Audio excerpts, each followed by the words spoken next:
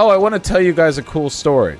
I've told this story before, but I'm going to tell it again because it's a cool story.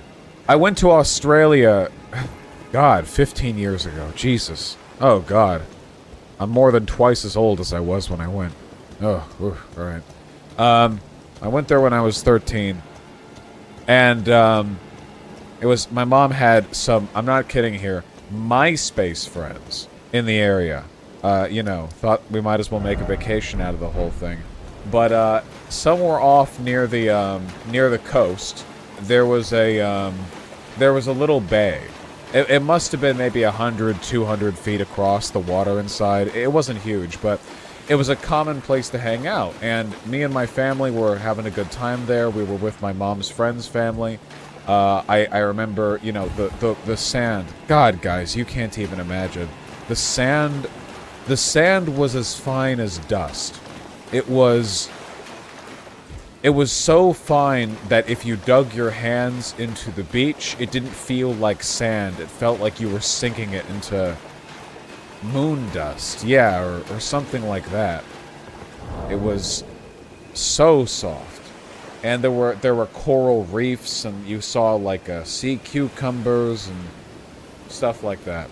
It was like silt. Is that what the term is? Is silt very fine sand? Maybe not. I don't remember. It was like ash. It was like ash. That's what it was like.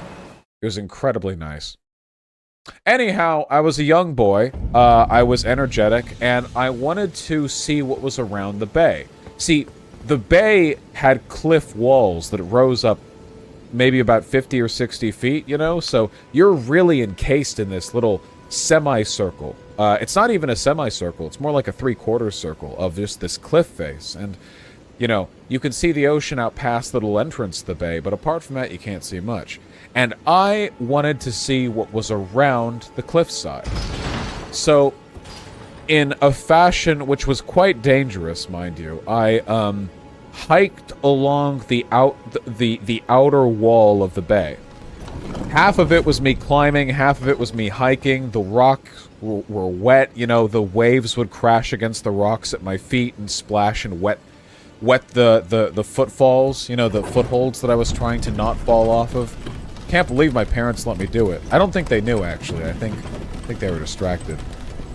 But I climbed around the outside and made it around the edge of the bay. So now I was on the cliffside face that faced out to the ocean. I couldn't see my folks couldn't see me. And I saw something incredible. See, the path that I had taken took me up, which was more dangerous, further to fall. But it also meant that when I rounded around the outer edge of the bay, I was near the top, the precipice of the cliff. I was able to step up onto the, you know, the top of it. And you'll never guess what I saw, folks. A salt flat. A massive salt flat. Massive to me, at least. Must have been over an acre.